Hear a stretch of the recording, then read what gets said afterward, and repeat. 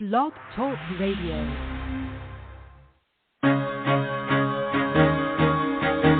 Carol the Coach. Sex, love, and relationships. We talk about it here. Carol the Coach. Compassion with contemporary relevance. I am a psychotherapist. I can be your personal life coach, and I can help you with your issues. There are no problems too small or too big. You can talk about anything. Speaker, columnist, radio TV host, and commentator. Carol the Coach brings messages of wellness and empowerment within reach of everyday people every day. Almost 5 years ago, I lost my soulmate in an accident. He was killed in a plane crash. Life just, for me, has seemed to stop. There are groups all over the city. I teach one. It is a specific way to start thinking so that you shift how you see the world, which then shifts your energy, and then you feel better and you actually see things differently. Carol the Coach. Always available, too, at carolthecoach.com.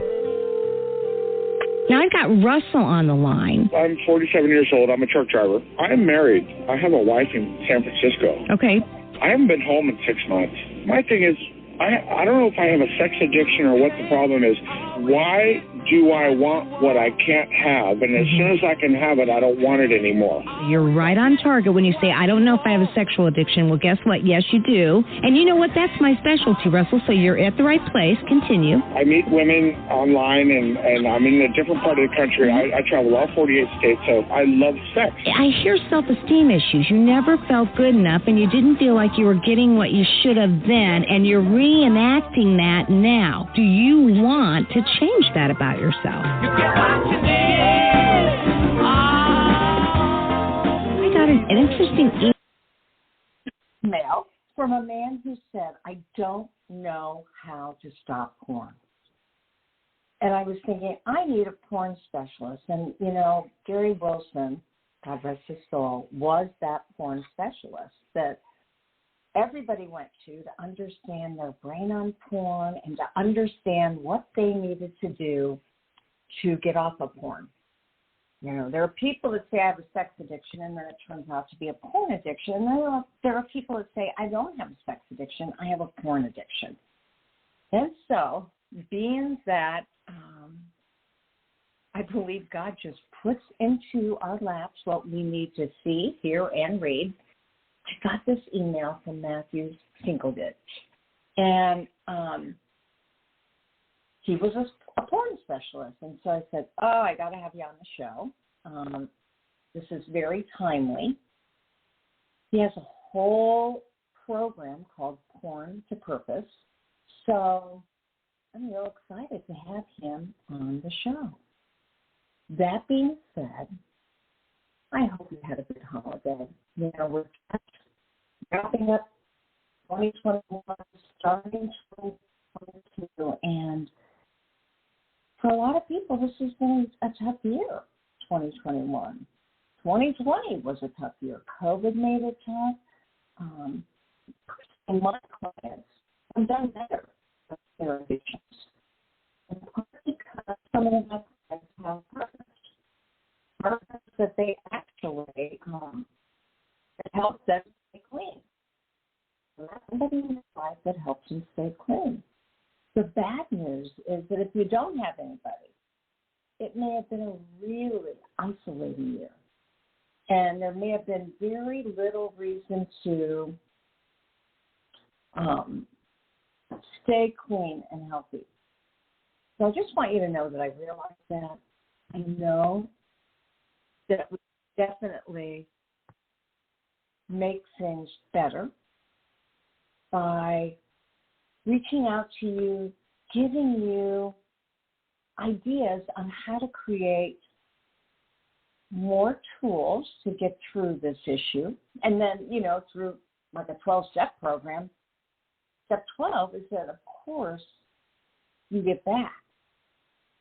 Now, I believe in the work that I do that there's always that stage of post-traumatic growth.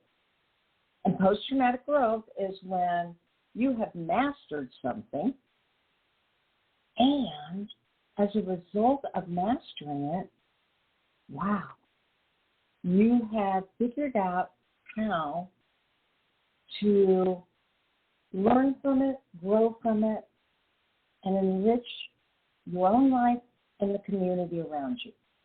Sounds good, doesn't it?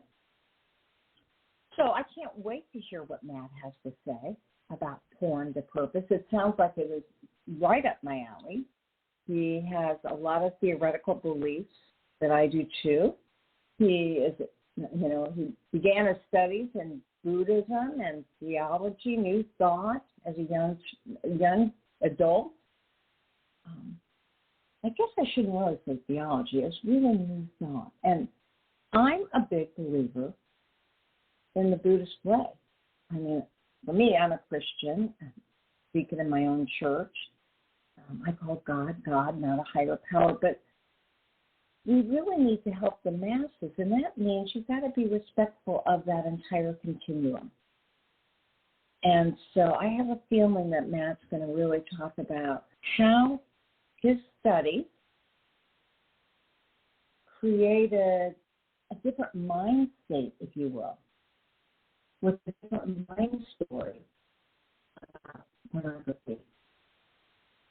You all know I come from that perspective. So if it's a challenge or an issue, you say to yourself, how can I grow stronger? How can I learn from it? Right? And then it's that perspective that keeps you out of the victim state and gives you a lot of hope, strength, and recovery. And that's what I have a feeling he's going to be talking about, let alone passion. Because we really all need to find something that we're passionate about. Now, that passion can be very simplistic, right? I mean, it just can. It may have to do with taking care of your puppy and making sure that he's well fed and watered and groomed and walked and really enjoying that connection. It doesn't have to be anything big. Or it may be that you decide to give back in a different way, in a way that really allows you to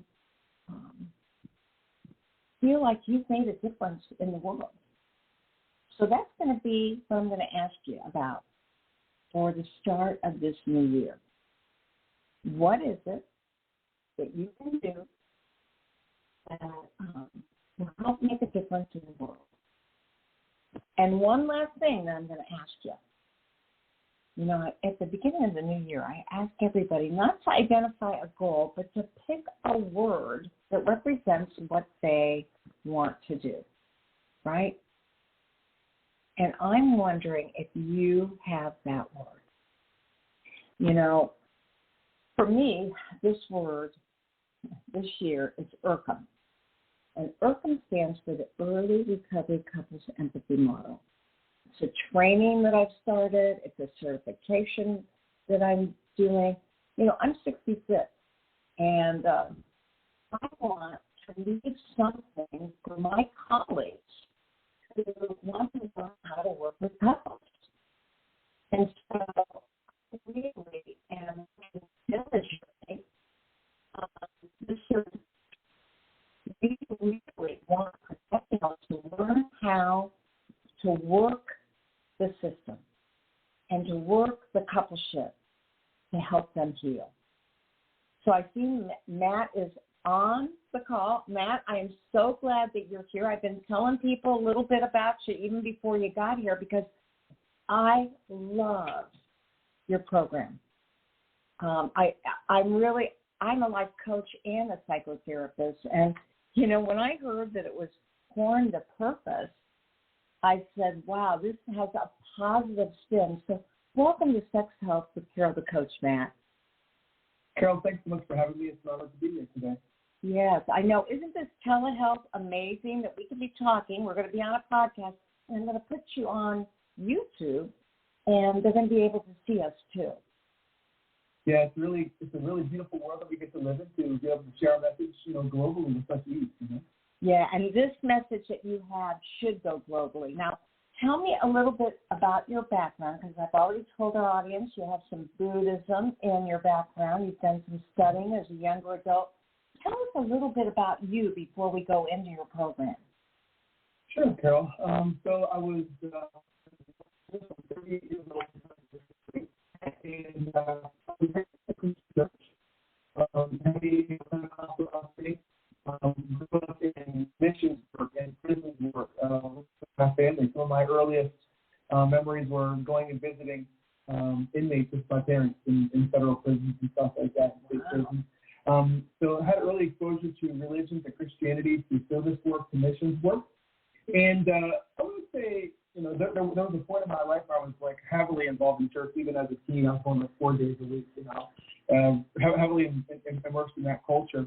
And began to kind of drift away from the traditional church, like late teens, early 20s, and found myself about mid-20s until about 25 in a really dark, depressed place. I was experiencing a lot of suicidal thoughts. I just wasn't happy with myself. I wasn't happy with life. And I wasn't satisfied with, the answers that I had been given all my life were not helping me, Mm-hmm. So it was at that time I kind of had this period of awakening where I began to recognize that, if I'm having all these obsessive thoughts and feelings, and I can also observe that I'm having the obsessive thoughts and feelings, that maybe, my thoughts and feelings are not me entirely, So it kind of prompted me to begin to explore mindfulness, begin to explore meditation. And I remember I was working in a hotel in Lancaster, Pennsylvania, and I went to a bookstore one night. I was in a really deep place, and I went to the personal development section, and I found a book by Thich Nhat Hanh, who's a Vietnamese monk. I found a book on Meditation 101, and a book by Dr. Joe Dispenza. He's a neuroscientist and studies the plasticity of the brain. And he has this book about how we can rewire our brain, essentially rewire who we are, like using the mind to change the brain. So I began digging into the mind and the brain, and that led me on to a path of Buddhist studies and group meditation work and everything like that, and ultimately to go on to study with my teacher and go to seminary and become an ordained Buddhist minister, which ultimately led me to prison work and hospital work as an interfaith minister, as an interfaith chaplain. During all that time, I was heavily involved in personal spiritual development, doing my own work, getting my own coaches, investing in myself, doing my own learning in my own work. I was feeling this call to step more fully into service to others. But I had also been dealing with this compulsive relationship with pornography for my whole life. From my early teens, probably 12, 13, 14, the average, I think, age for a lot of boys, for a lot of kids. And, carrying this with me up into my 20s and even into my 30s. So I recognized that porn was very much out of alignment for me. It was unhealthy for me. And it was something that I desired to resolve and get out of my life. And I felt it was something that was creating a spiritual ceiling of sorts. It was something that was blocking me, I felt, from stepping into my purpose, into my calling, because I felt like, how can I be of service to others when I have my own unresolved stuff going on, So I hired a coach. I got into the accountability. I got the community. I did the deep work and resolved my relationship with pornography. And I was working with a coach a couple of years, creating some clarity for myself around how I was going to step into coaching and who I wanted to serve and what work I was doing. And really put my support. So my journey being a big theme throughout my entire life, and knowing so many men have been dealing with this, or so many men do deal with this by themselves, it's a very lonely journey. I decided to bring it all together and create our program and our process, which is a mindfulness-based process here today that we serve men with around the world. So that's kind of how I got here. You're talking my language here because I will just be completing a 1-year program on mindfulness and the addictive mind. And it also talks about partner betrayal because, of course, I work with addicts and partners, and they're so entangled in pain, the addict's personal pain, and then the pain he's caused her, and then her pain. And have you ever heard of Darren Ford? I've not heard of Darren Ford, no.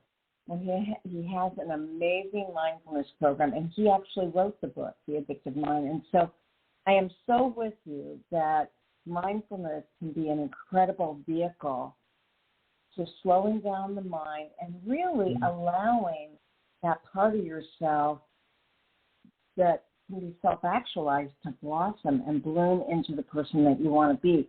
You did a lot of hard work.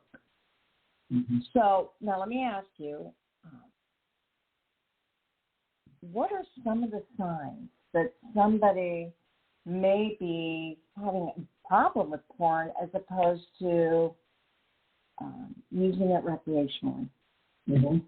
Yeah, that's a great question, Carol. It's a question that I get a lot. And some people, when I'm out there doing my work, some people kind of get defensive around it. They say, hey, porn's not a problem. Porn's healthy for me, and I like it, and I enjoy it. And to those people, I say, great for you. I'm not here to demonize pornography as a whole. Mm-hmm. I just recognize that some people have an issue with it like I did, and for some people it's not healthy. Mm-hmm. And I really like to compare it to like alcohol. Some people, like myself, can drink recreationally, have a couple beers on the weekend, or drink a couple times a month, and it's not an issue. But for some people, a sip of alcohol turns into a big problem. Mm-hmm. And for some people, they have a similar relationship with pornography. Some people can use it recreationally once in a while. Maybe they incorporate it into their relationship. Maybe it's a healthy part of their sexuality. But for some people, it becomes addictive. Some people become compulsive and toxic and very unhealthy. And those are the ones that I serve. And to answer your question, so how do I gauge that for myself? How do I know if porn is an issue? And I have kind of 3 criteria that I like to offer for people if they're kind of trying to gauge that for themselves. And the first one might be, I think, just really looking at your emotional, your spiritual, your physical kind of reaction or response in and around your relationship with pornography. So after you go to pornography, right, after you're done with the session, how do you feel? Like a lot of people experience feelings of shame, guilt, remorse, disconnection. Maybe the stuff that they're viewing, right, is not unhealthy. Maybe they spent several hours kind of binging on pornography and they just don't feel good about the stuff that they're consuming. For them, it feels out of alignment spiritually, maybe, or out of integrity for who they want to be. A lot of people create the social awkwardness, the sexual awkwardness. A lot of people kind of withdraw and they become disconnected. For a lot of people, it creates like this foggy mind kind of thing going on. So I think the first and foremost thing we can look at is, like, what is your experience with it afterwards in life? Do you notice that are you uplifted after you're done and feeling good about yourself, or are you feeling kind of low afterwards? Mm-hmm. So I think that would be a great indicator. Okay. First and foremost, just look at your reaction to it. And Number 2. Can I say something? Yeah, please. Because obviously, when something becomes compulsive, invariably turns into all those factors you just talked about. You don't feel good about yourself. There is a sense of secrecy or hiding. And that's what compulsivity can do to the normal man or woman. And so I'm glad that you're indicating that that's a primary feature of it. Is it working for you or against you? Okay, so second criteria. Yeah, second criteria, and I'll just go where you need this one because it's a great. Is it something that you're having to hide in your life? Is it something that you have to keep secret? Is it something you have to kind of stay contracted around? Do you find that you have to sneak off, like sneak out of bed while your partner is in bed to go view pornography, sneaking off into the bathroom? Would you feel comfortable handing your phone or your computer browsing history over to your partner to see what you've been looking at? Mm-hmm. Or was that a piece of your life that you have to kind of stay secretive and hiding around? That would be another good indicator. That's not a great energy to feel behind throughout life, sneaking, lying, whatever behavior comes around that. Well, and I hope I'm not shooting up your third point, but, the research indicates that people, primarily men, look at porn during their work day. And so is it something they'd be willing to hand over to their boss and say, yes, I'm going to check my computer? Because it really does interfere with the larger business sense of life, and it takes away from your own productivity no matter what you do. So continue. Exactly. Thanks, Carol. And so a lot of guys are doing that. They're sneaking off into the bathroom at work. Maybe they're supposed to be working and they're viewing pornography. Maybe they're driving in the car. I hear that a lot. A lot of people are viewing pornography in the car while they're driving. So a lot of this kind of behavior that is very much secretive. Maybe the wife and the kids are upstairs, and you're down in the basement, and your computer's supposed to be working, Mm-hmm. And so that's a big issue. And number 3, Carol, and these are all very obvious, but sometimes we don't always see the obvious. So number 3 is it something? Have you tried to stop but have been unsuccessful? successful? Have you told yourself in the past, you know what, I don't really like the way this makes me feel. It doesn't feel like the me I want to be, and so I'm going to stop. But you continue to return. You told yourself you're going to stop. Maybe you made a commitment to quit, but you continue to go back, and you've been unable to quit. That would be another really good indicator there. Well, yes, and certainly that fits that Patrick Carnes philosophy that if there's that inability to stop, that is a primary indicator. And, you know, the men I know invariably, first because I'm working with compulsivity, they always have a stop date. And sometimes they stop on that date for 20 minutes, for an hour, for a day, for a week, even a month. And they think, I've got this. But that compulsion returns, and then they're back in the cycle as if they never gave it up. Yeah.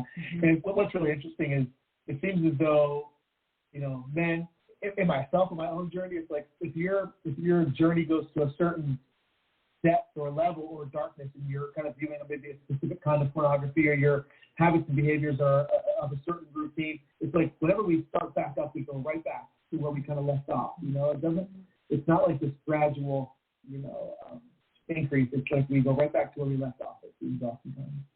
Well, yeah, and you know, what's more disheartening, as a CSAT, a certified sex addiction therapist, I've been trained to be porn neutral. And I tried that for a couple of years, trying not to be judgmental, which I heard you very, very eloquently being able to do. When I saw the partner betrayal, I could no longer accept porn because it does objectify women. And so many of those women are trafficked. And I mean, there's just so many layers to why it's not healthy, you know, in my mind, spiritually, physically, emotionally, all that stuff. That being said, what I really know is that for those men and women that practice pornography and they don't have a significant other, it becomes their best friend. It becomes the only thing they do when they go home. And it interferes with their ability to have relationships and to have erections when they finally meet somebody and they want to connect. And what is most heartbreaking for me is that our kids are not seeing our parents' porn.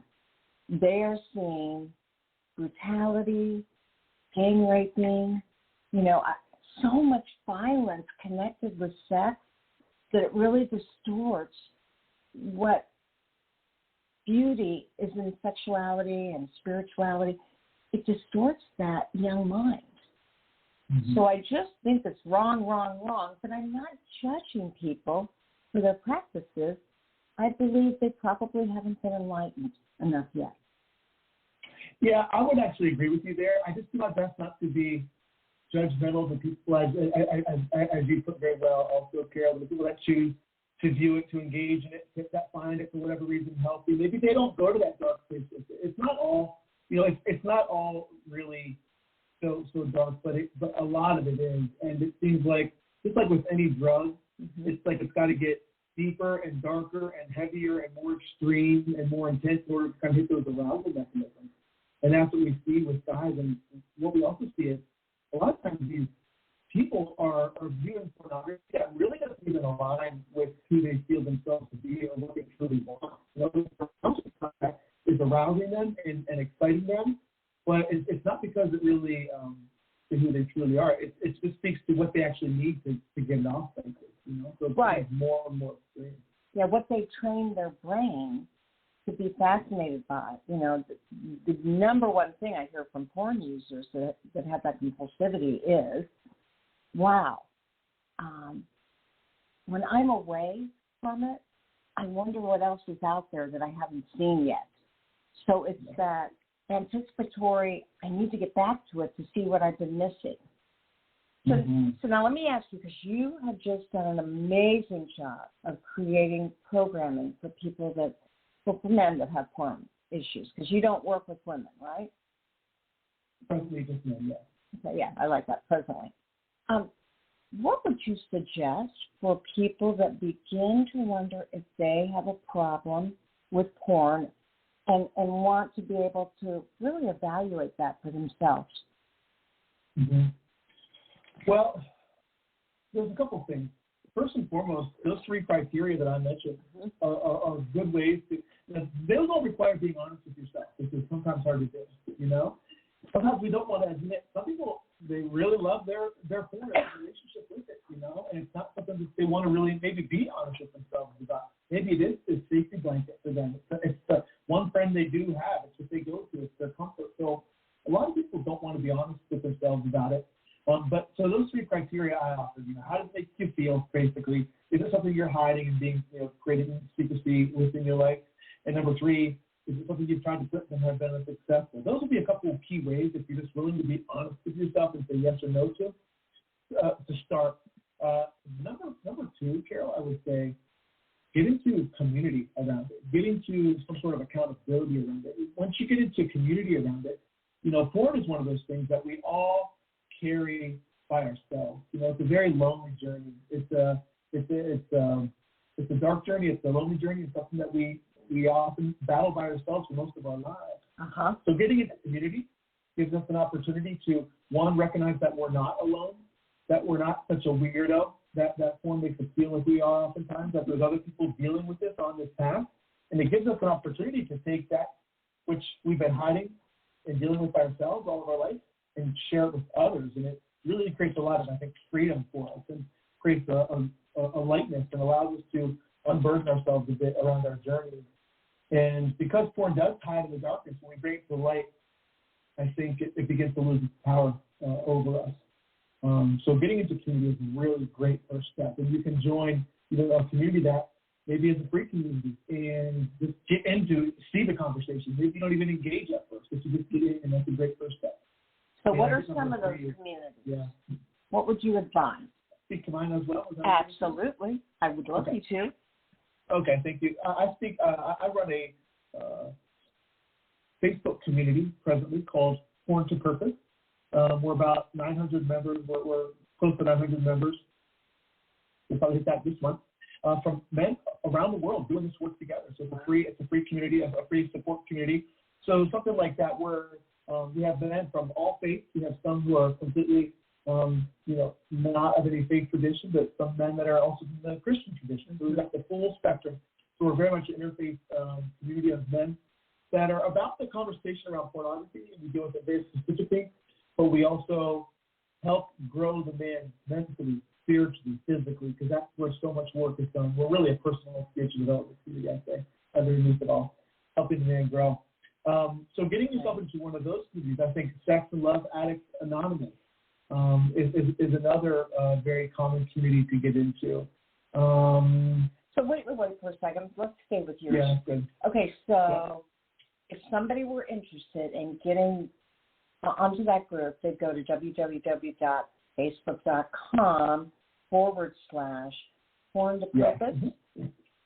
Yeah, it'd be /groups/porn to purpose. But if you just went on to Facebook and just searched on Facebook Porn to Purpose, our group would come up. Okay, and so then, do they have to be evaluated or assessed by anybody, or are they just immediately part of the group? Well, they can make a join request. Now, there's a lot of Facebook groups out there, and a lot of them are just kind of rubbish. They've got just a lot of oddball people and people with not great intentions and, fake accounts and stuff like that. So I place a lot of emphasis on really creating a high-quality group. So everybody that comes in, ideally, I want everybody to have a profile picture, actually know it's a real person. Right. I'll typically open up their account and make sure that they're a real person and not just some spammer or some kind of weird account. So as long as you are a man and, you seem to be a man of character, because we also want to create a community that's safe, that's supportive, that's loving, that's non-judgmental. We want to bring those men into the fold, no matter where you are in your journey. So if you're a man and you're a man of character, then you're welcome in our community. Got it. And so, you do a little research on the person to make sure they're not a scammer or whatever, or not a woman, because unfortunately, when it comes to stuff, especially Facebook, you've got people of the opposite sex pretending to be, and not for their own template, but just because it's fun to fake the world out. So you do some And the men trust you to put their picture on their membership, for your group? Yep, they do. I mean, they've already got a Facebook profile, so when they join the community, only members of the community can see who's a member. Okay. So if you're not a member of the community, you cannot see who's in there. Okay. So you have to join. And I was like, I look at their profile before they come in. I say, is this like a real person? Is this someone? Is it, like a legitimate person? So I always check that.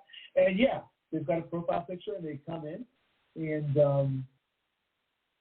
and they do have to have a degree of trust. It is very vulnerable to step in to a group and say, hey, this is something that I'm dealing with. But that's the first piece of that's the first thing is to step into that and say, I'm here, and I'm willing to own that and to step into some community and some accountability around that. And so for somebody who's never ever thought about using Facebook and using porn to purpose, they actually may divulge some vulnerability with it. I had 4 days clean time, and I messed up last night, and now I feel so shameful, and people will write them back. Yes. So I'll just say, if you don't mind, that you can connect with me outside of Facebook. That's not the only way to do that. If you'd like, we can share how to do that later, or whatever you'd like. But yeah, so people come in like right now. About once a quarter, we run what's called a free 7-day porn abstinence challenge, and we've got about 43, I think, members that are enrolled this time around. It's a free challenge where men come in and they commit to 7 days abstinence from porn, and it's a great way for maybe the men that know that porn's an issue for them to say, I want some support around this for 7 days, or maybe it's for the men that says, I think it might be an issue, but I'm not sure. I'm not sure if I can stop for 7 days, so let me see what it's like, and let me see how I feel. So we run these challenges, and today we're on day 5 of the challenge. They come in, they actually make a commitment video for the community. They say, my name's Matt, and I'm committed to 7 days abstinence from porn, and here's why I'm doing it. Here's why it's important to me, because it's affecting my family, my relationships, my health, my walk with God, whatever it might be. They make that public commitment. That's day 1. And then every day of the training, we'll do some training and give them some really practical stuff to begin giving them the foundation for long-term abstinence, the stuff that we're providing our men in our coaching program. Okay. So, yeah, men are very vulnerable with this shit. Yeah, I bet. And to make a video on top of it, you and I know how easy that is because we make that part of our life. But wow. Okay, so give us a tip. If we were attending the 7-day abstinence, and that's what I was going to call today's show, although everything ends with Carol the Coach. So it was going to be the 7-day porn abstinence with Carol the Coach, and then I would be talking about you. And then I saw Porn to Purpose, and I said, no, I like that better for a title. So what's one tip you would give our listening audience if they were struggling with porn and wanted to abstain for a week? Okay, great question. So aside from getting into a community, getting into, accountability is interesting because an accountability buddy, they can be okay for a time, but if you're not really invested with that person, accountability partners flake, that's just what happens sometimes, But I think getting into accountability, getting into community, joining something like that we're doing, like the challenge, but if you were not doing any of that, I think one of the first most important steps you can begin to do is to really clarify your why. Carol, I know you do a lot of personal development work. I'm sure you've heard of this idea. Start with why. Begin with the end in mind. And in our program, in our process, we really help the men. So this why speaks this idea around purpose. And in our process, we train our men to really dig deep around their why. And we break the why down into 2 pieces. The first part of the why is the pain or the prison of where you are currently, getting really real with yourself and saying, how is porn adversely affecting my life? And what are the key areas that porn is affecting in my life? Again, my health, my relationships, my spirituality, my work, my business, my peace of mind. Getting really clear on what it is that we're no longer willing to tolerate in our lives. Okay. And so that's the first piece of the why. And the second piece of the why is, now let's get clear on what I do want to be experiencing instead. What does that ideal relationship look like for me? How do I want to feel about myself when I look in the mirror? What do I want my health and my energy to look like? What is my higher calling in life? What is my purpose? How would I like to be of service to others? So that's the why part 2. That's the vision. Where are we going? Once we clarify where we no longer want to be. So I think getting clear on your why is a great first step. Okay, and so That sounds marvelous. And I encourage our listening audience to write down what your why is. It'll get you thinking. And then I have these 10 recovery tools just for addiction in general, but certainly sex addiction would apply to porn addiction, and that is to become part of a group and to have a sponsor or a mentor. Now, are there any men in your group that fit that role of being a mentor? I mean, does everybody become a mentor, or do you have some guys that are kind of leading the group? Well, I would say I'm primarily leading the group. However, we've got a handful of our guys that are like our senior guys. Either they've been a part of the community for over a year now. One of our brothers, he went through the 7-Day Abstinence Challenge back in 2020. Just through the work that he did in the 7-Day Porn Abstinence Challenge, he's now been free from porn since June of 2020. Wow. And he's an older gentleman, and he's very very present in the group. He shows up a lot. He encourages a lot of the other guys. Some of our brothers who have been through our 90-day program, which is called the Liberation Boot Camp. Some of our senior members that are still a part of the community, they support our other brothers. Once our guys graduate from our 90-day program, they move into some extended support if it's the right guy, and that's called the Noble Council. So our Noble Council is our men that want to be actually developed for leadership within the community. Because as you may know, Carol, it's like leadership is such a big piece of the puzzle. That's why whenever you hit 90 days or 6 months or a year porn-free, it's really important that you turn around and help the next person coming along, because that helps you crystallize your own lessons, and it also holds you to a higher degree of integrity in your own journey. It's the name of the game. Absolutely. So my intention is to develop, our guys that have graduated from our program to now be of service to those brothers who are coming up along the path. So we absolutely have guys that hold other men accountable and support inside of our community. Okay, now let me ask you this. How did you get 900 men to know about this Facebook?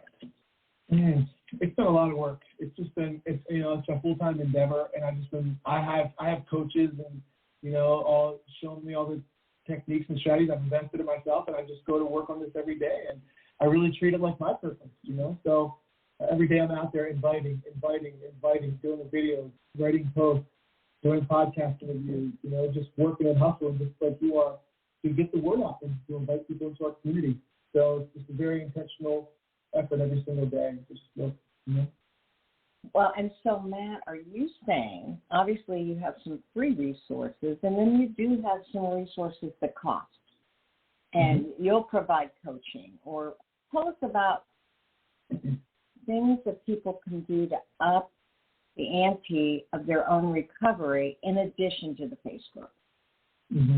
Yeah, that's a great question, and that's really where I was, Carol. It's like I tried on my own for all of my life, and I was unsuccessful. And I had been involved in coaching and personal development for probably a decade, and I just recognized that whenever I pay for something, I pay more attention. Whenever I put my money down, I take it more seriously. I'm invested. There's an energetic exchange there. I mean, I'm really taking that commitment seriously. Because I treat it like an investment. I want a return on that investment. So coaching was such a big part of my process. Putting money down and getting to a group coaching kind of situation was a big piece of my process. So I've developed the Liberation Boot Camp, which is our 90-day process. And the free stuff is really good and really supportive. But if you're really ready to say, all right, I've established some success here, I've got a feel for this, I've been able to go a couple days, a couple weeks on my own, but I continue to relapse. I developed the 90-day Liberation Boot Camp for those men that really want to create their first 90 days porn-free and then on to their 1 year porn-free. My goal is for the guys that come into our coaching program is to get them to a year porn-free and train them on the philosophy, to train them on the tools, on the tactics, on the way of life, that really will support them and sustain them in long-term abstinence. So that's kind of the next step from our free community is an upgrade to the group coaching program. We've got a group of men from around the world doing this work together. And our group coaching program meets a couple times a week. They also get to work one-on-one with me. And they've got their own curriculum that they're going through on a daily and weekly basis as well. So that would be kind of the upgraded work from the group. Yeah, because it just hit me when you said this is my full-time job. I thought, well, this is not volunteer for you. I mean, you've got to be able to make a living, and you've got to be able to live comfortably. And I can see that you work your program, you believe in it. I even think I saw some incense back there or something smoking behind you. Yeah, that's right. Now Champa is my go-to. There you go. Okay, so you are self-actualized enough to know that you really have to do some major inner parenting, and reparenting. And so I want to ask you, if you could go back and talk to that 13-year-old, is that about the time that you got involved and invested in porn? Yeah, I think that probably was about it. When I first became aware of it or began seeing it, I remember a couple of the early instances that I was exposed to it, one way or the other. And that's such an important question, Carol. And that's so much of the work that we get to go back and do, with our men and in our journey is go back and do that inner child work. Mm-hmm. And as you mentioned, to parent that child, oftentimes we as men, I'm using air quotes here, we're still little boys inside in many ways. And many of us are still little boys sexually. We still view women out of that same lens. We still view sex out of that same lens. We still view ourselves out of that same lens. So a lot of the work we get to do is to go back and help that young man or that boy mature, into the man that he's called to be. So a piece of advice I would give that 13-year-old boy, if that was me, is, well, on one hand, Carol, I gotta say that I believe my path is also perfect, and there are no mistakes, it's like we're all here and it's all been a perfect part of our journey, For me, I know I was exposed to porn. I was like a shy kid. I was shy around women. I had my own questions around my sexuality. I grew up in the church. I didn't necessarily have a lot of space to explore my sexuality or have that conversation. So I think I was sexually awkward in many ways as a kid. And for me, porn was exciting. It was a way for me to explore my sexuality. It was a way for me to feel as though maybe I was connected with women because maybe I felt shy to do it in real life. Absolutely. It touched on that for me. So it served me in ways, and I think it's always important to do that. Even people that maybe are using drugs or whatever it is, there is something that's being served there, but unfortunately there's a toxic element to it too, Mm-hmm.